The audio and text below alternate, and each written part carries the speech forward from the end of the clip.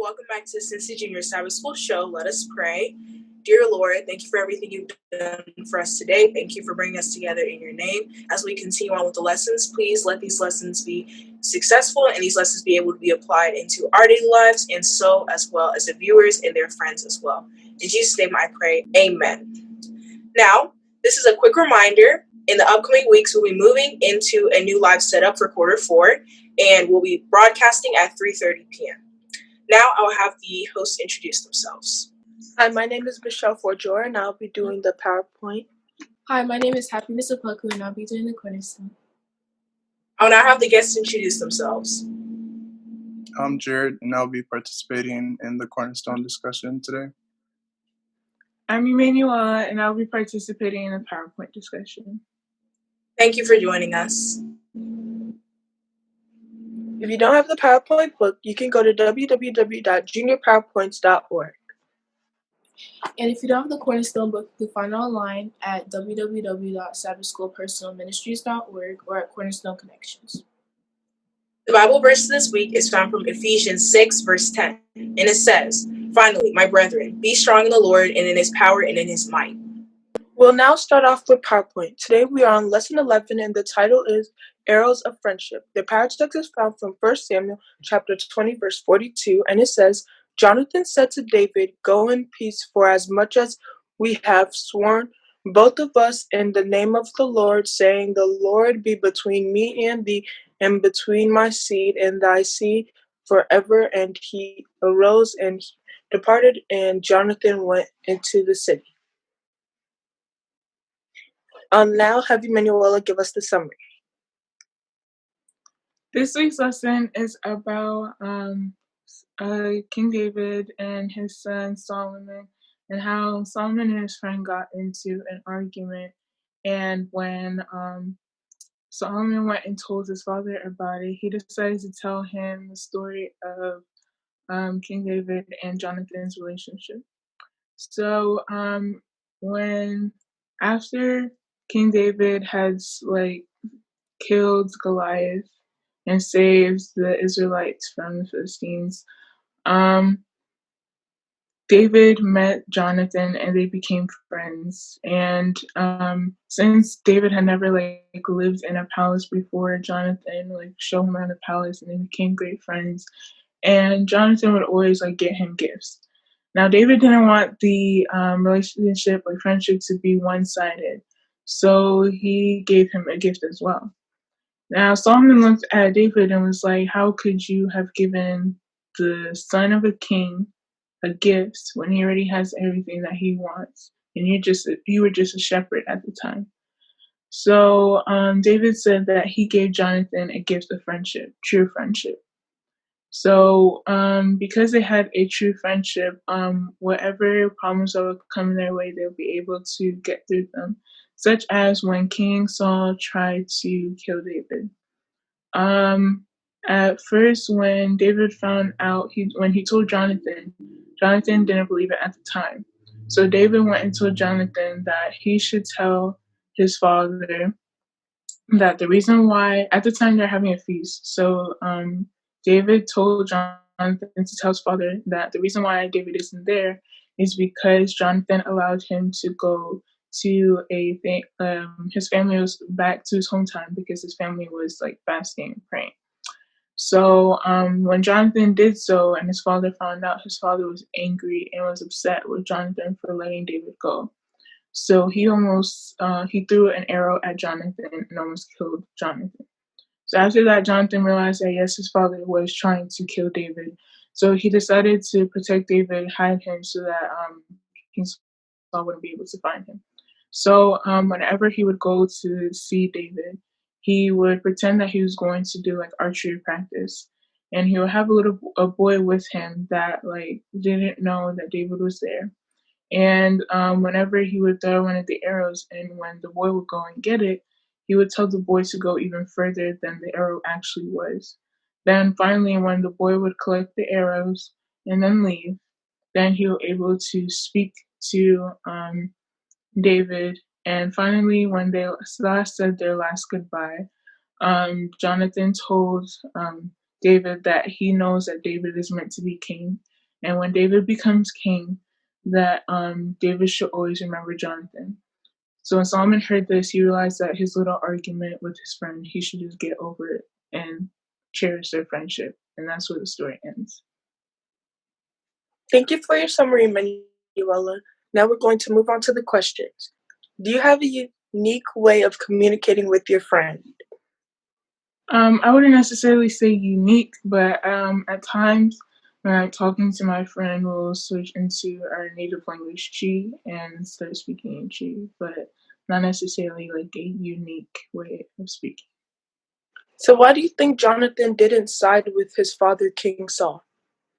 I think the reason why he didn't agree with his father, King Saul, was because Jonathan actually had a relationship with God, unlike Saul. Saul didn't have a relationship with God, so whenever something wouldn't go his way and something would go like David's way because David believed in God, Saul would become angry and upset, and that's what made him want to kill David in the first place. So since Jonathan had this relationship with God, and David and Jonathan both believed in God, and they had a true friendship, they weren't even friends necessarily. They treated each other more as family. So what are some differences between Jonathan and David? Some differences between Jonathan and David are David was a shepherd, and he didn't live in a palace all of his life, but Jonathan did. Jonathan can get like whatever he wanted whenever he wanted, but David had to work for what he wanted, and it would take a while before he got what he wanted. So Jonathan and David both loved and served God. Do you think that affected their relationship? I think it did because, excuse me. I think it did because they both believed in God. They had a more like connected relationship because they both believe in the same thing, and that's what helped them to be able to get through all the problems or trials that would come into their way, such as when King Saul tried to kill David. I agree with you. So what lesson can we get from this whole story?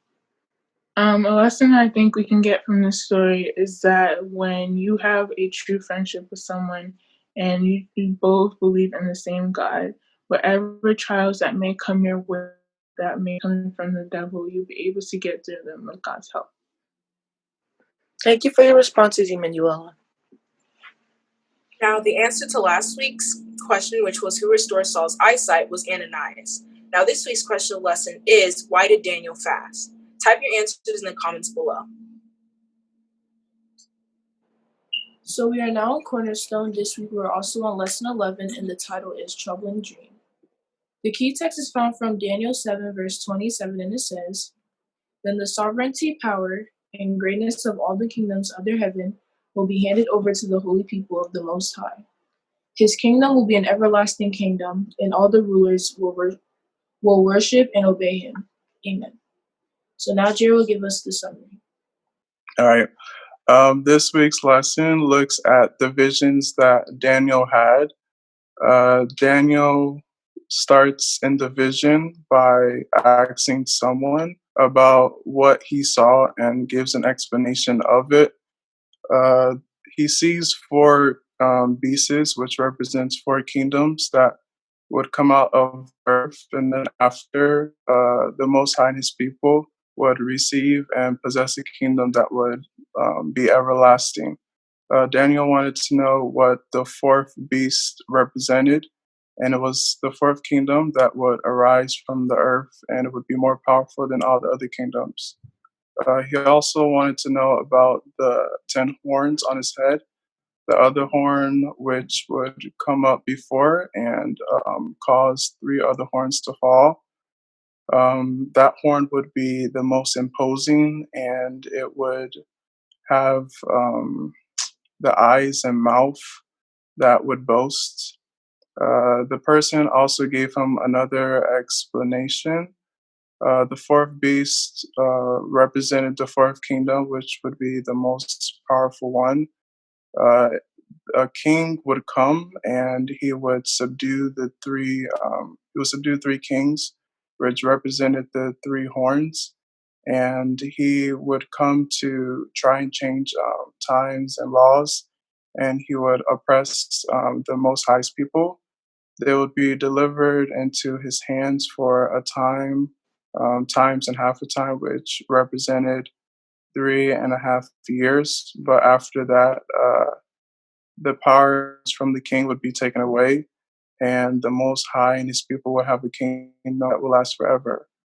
Daniel, seeing all of this, was troubled in his spirit, and his mind was disturbed. His face became pale, yet he kept it to himself. Ending the summary for this lesson. Thank you, Jared, for your summary. Now into the questions. How important is it to gain a relationship with God?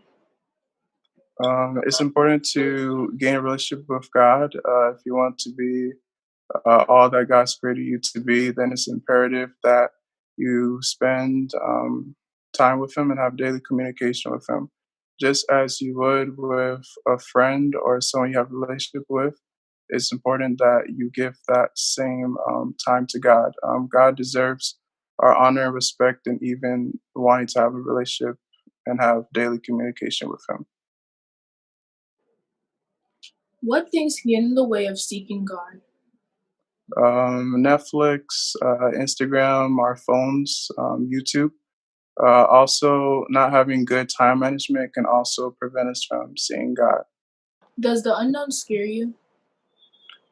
Yes, it does. That's why I'm spending time with God daily and will continue to do so for the times that we're in and the times that will soon be.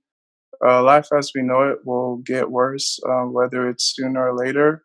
And if we haven't already gotten serious in our relationships with God, then this is the time to do so, so that when harder times come, we won't get weak and give up. Which person can we learn the most from and why? God, basically just all that I've said before. There will be leaders and rulers who will oppose God and oppress his people. So it's very important that we are able to be serious in our relationships with him so that we don't give up and we don't become weak. Lastly, what can we learn from the passage? We learn from this week's passage that we should take God seriously and that we should prepare for the end times so that we can be able to endure whatever comes our way so that we can reign with him and the everlasting kingdom. Thank you, Jared, for your great responses. Now I have Stacy close it off for us. Let us pray.